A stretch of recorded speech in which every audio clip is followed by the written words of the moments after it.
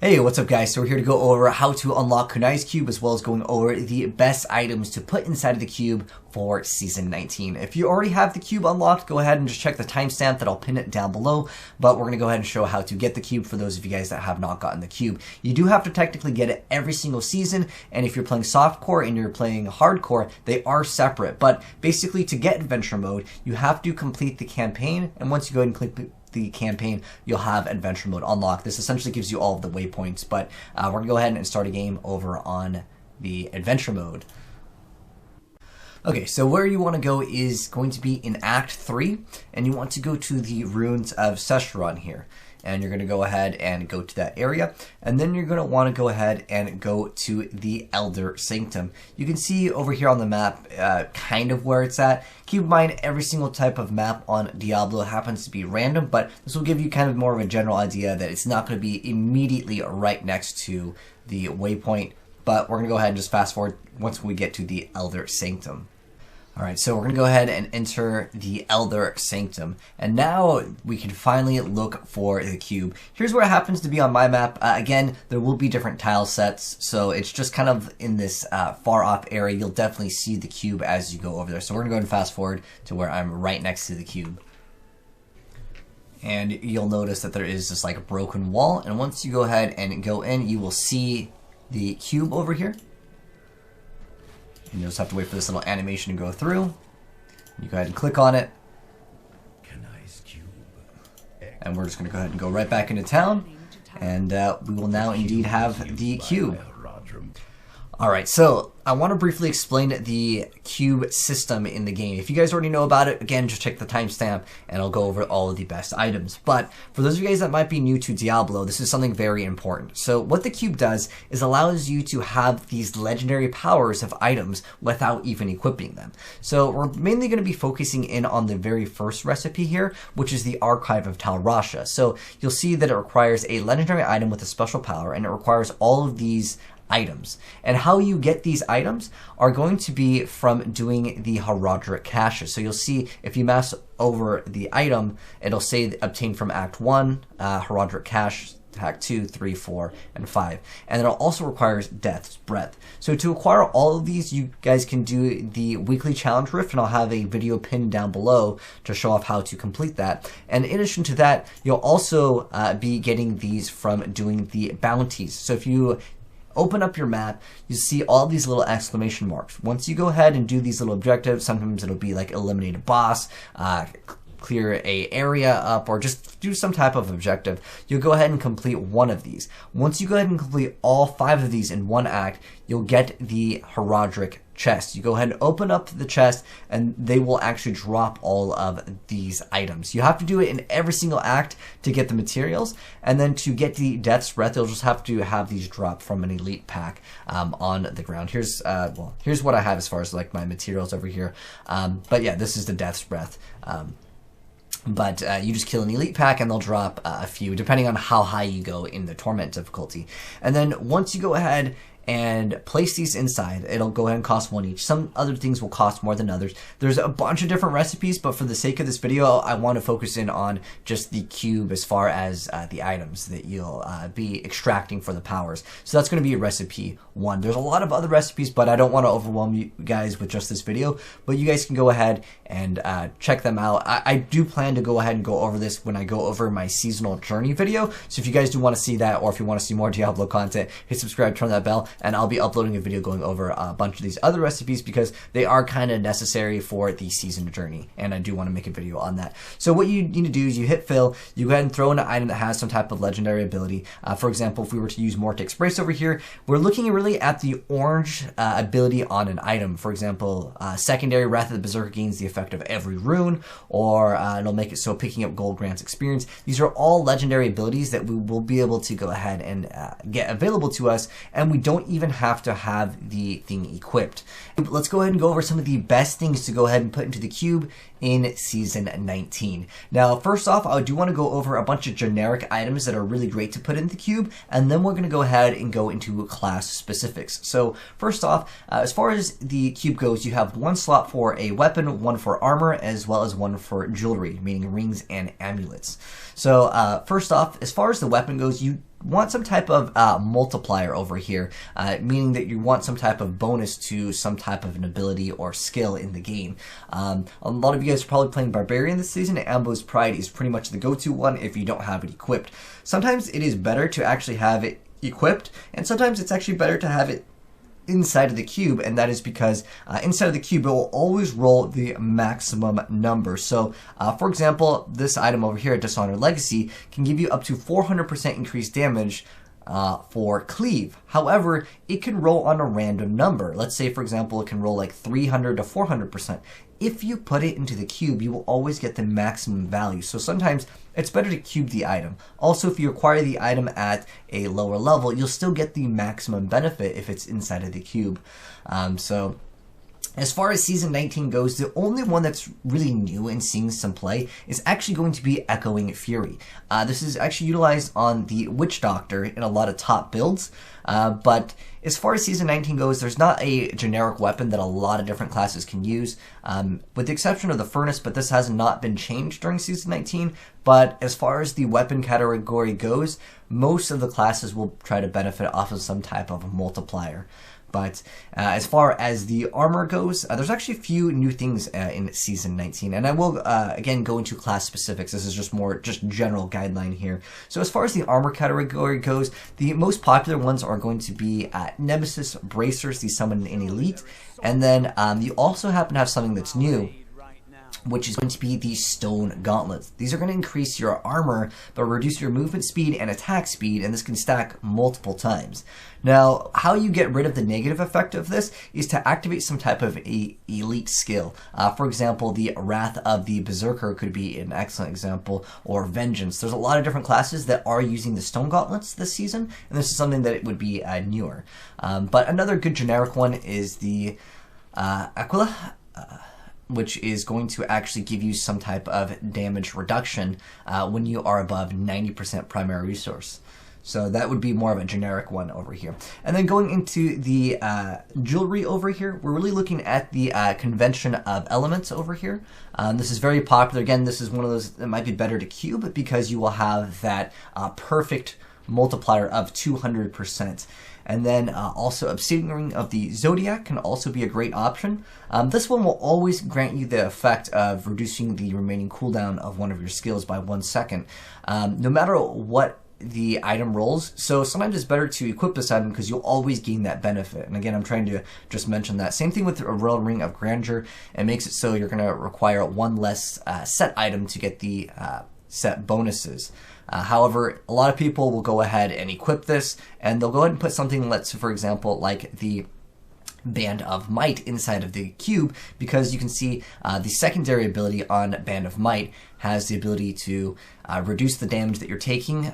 In my case, I have 69, but it can roll anywhere from 60 to 80%. So if I was trying to min-max, I would put this in my cube, and then I would equip, let's say, the Royal Ring of Grandeur or the Obsidian Ring of the Zodiac to try to get that maximum value with that.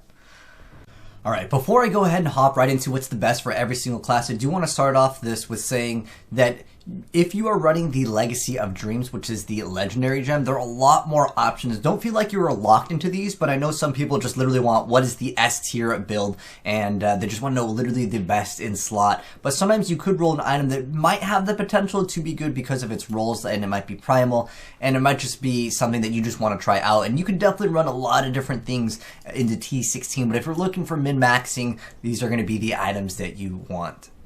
Now, the next thing I do want to mention really quick is something to do with legacy items. So this character is going to be a non-season character. However, there has been a buff with Lamentation over here. So you can see my Lamentation over here on the secondary says, Rend can now stack up to 2 times on an enemy. However, it has been buffed in Season 19 and it's been changed. So this is what's considered like a legacy or an older item in the game. There's a lot of older items that won't have the newer modifier. This does not always mean that it is worse. There is older witching hours that can get actual attack speed that is 9%, which is faster than any new witching hour that you can get. So sometimes older items can be better. Most of the time they aren't, but there are very certain circumstances where they are better. Because if we go and get a new Lamentation on the live server right now, we would actually get the Rend stacking up to 2 times on an enemy and the damage of rend is increased by 150%.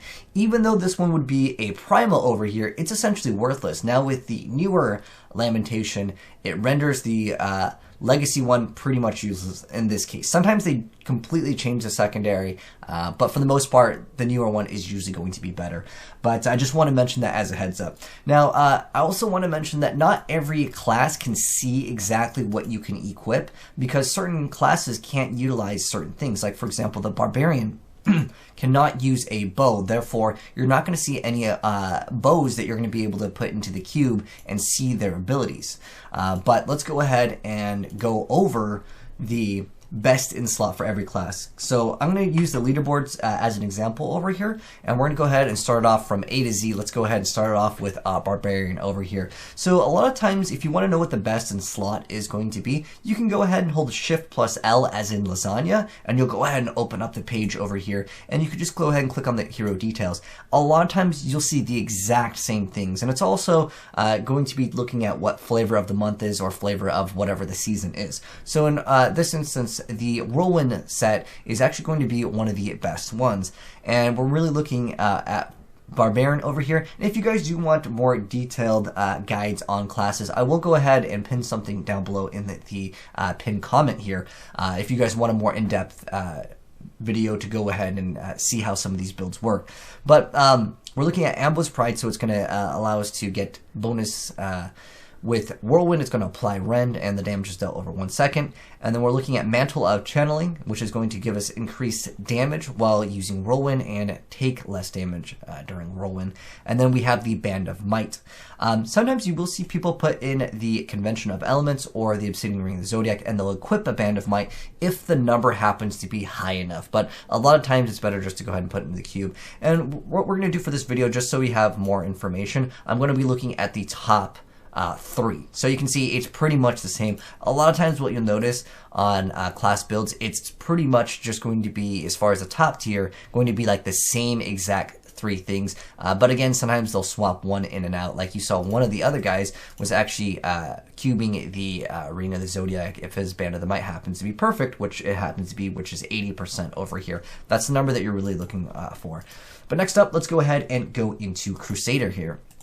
So now we happen to have the new build with the Aegis of Valor set, which is a Fist of the Heavens Fury, essentially, because you're actually getting your damage from Heaven's Fury. So in the cube, we're putting Fate of the Fell. This is going to increase the damage of the Heaven's Fury, and this is one of the classes that is going to be utilizing the new Stone Gauntlets over here. And then in addition to that is running the Royal Ring of Grandeur. Pretty much, again, a lot of classes every single season. It's been this way for a while. Obsidian Ring of the Zodiac, Convention of Elements, and the Royal Ring of Grandeur. The Royal Ring of Grandeur has gotten a lot more popular because of the Captain Crimson set. But that is going to be the Crusader, and I've got a video on that as well if you guys do want to go ahead and check that out. Now, I do want to mention something. There are other builds that you might see that will run like Furnace equipped. The Pig Sticker is usually considered the best because it attacks very fast, and in addition to that, it has another primary role, and the secondary will give you some bonus damages to other things. The reason why you cube Fate of the Fell is usually because of attack speed and the bonuses that I mentioned with the Pig Sticker, but you also will get that maximum Fate of the Fell 500% bonus damage.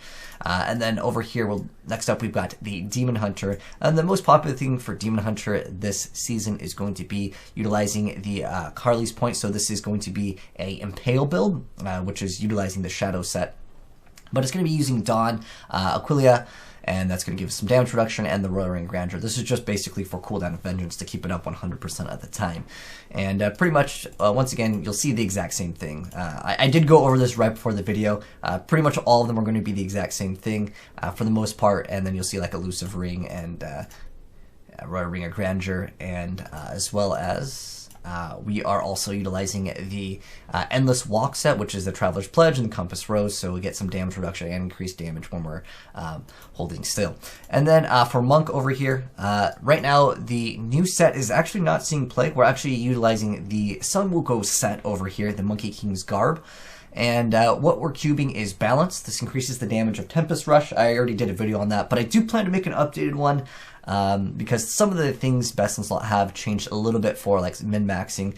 Some people are using this for extra damage reduction, but for the most part, you're really looking at balance, which is going to increase the damage of your Tempest Rush, because essentially majority of your damage is going to be coming from that Tempest Rush. You also have Mantle of Channeling, and then we have Royal Ring of Grandeur, and you can see a lot of these are, again, same. You can swap any of these in and out here, but you do have to queue at balance because it is a two-hander, and you really want to use Wokim Lao as well as the Vengeful Wind for this build. And again, if we go to the second place, this one is a little bit different. We have Stone Gauntlets over here instead of putting the Mantle of Channeling here, and he's running Lefebvre's. This is just going to give us some damage reduction, and the Stone Gauntlets also give you some type of damage reduction. So sometimes you'll see a little bit of variance, but for the most part, most of them are pretty much going to be very similar. For Necromancer, we've got the Relina's Shadow Hook over here, and we've got the Dainty's Binding. So this is going to give us extra damage, and then this is going to give us damage reduction, and then this is something that's a little bit different. This build is all about the Skeleton Mages. So we have the Crispin's Sentence over here. It's going to give us increased damage. We see Convention of Elements, which we see all the time, and then the Circle of Deluge. Make sure it does roll that additional 4 seconds instead of 2. Otherwise, you might be better off cubing this and, you know, swapping things in and out, of course, depending on what you get. So next up, as far as Witch Doctor goes, there's a few different options here. So like I mentioned before, this is one of the builds that is utilizing Echoing Fury, which is going to go ahead and give you up to 75% increased damage. 75% increased attack speed. So that's what Echoing Fury offers. And then we have the Mask of Jerem, because this is a pet Carnival build. We have Carnival in the Helm slot over here, and then the Mask of Jerem, which is the armor slot, and then the Flavor of Time. You'll notice this a lot this season. Flavor of Time makes pylons last twice as long, so it helps out quite a bit. And then for the weapon, we see the Dagger of Darts. This one is pretty much required, and there are other people that aren't running Echoing Fury, like the guy right now in second place. He's using Dagger of Darts over here in the cube, and then he's also using the Sacred Harvester. Sometimes it comes down to the numbers that roll on a certain item, or if you get a primal, it's just going to do more damage simply. But this one is running the Sacred Harvester, which is going to increase the amount of stacks that Soul Harvest can actually get. And then we go to third place over here. We'll see Echoing Fury once again. Now this one is running a different build over here, but for the most part, most of the stuff is going to be the same. And then lastly over here, but not least, we got the Wizard over here. So the Wizard is utilizing Furnace. This is, again, one of those kind of generic items that a lot of different classes can equip. Then we have the Swami, because this is an Archon build, and it's going to make it so Archon lasts a little bit longer over here. And then we have Halo of Karini, so more damage reduction. Some classes will have like some type of ring that gives you up to 80%. It's pretty much the same as Barbarian. And then we have the Obsidian Ring of the Zodiac and Convention of Elements. Keep in mind, again, sometimes people will cube one or the other, and these are the ones that they are basically equipping. Most of the time, you'll see the exact same 3 rings. It's just depending on where they want to go ahead and place them. But also wanted to mention, I did already upload a video recently going over the best items to roll in the very beginning. This one is more so covering the end game side of things, but there we go, guys. But hopefully this video helped you guys out and understand the cube a little bit. And I do plan to make a video going over like the cube recipes for, of course, this season's journey. So if you guys want to see that and you're new to the channel, want to see more Diablo content, hit subscribe, turn on that bell, and you'll definitely see more very soon. But thanks for watching. Have a good one, and I'm signing out. Peace.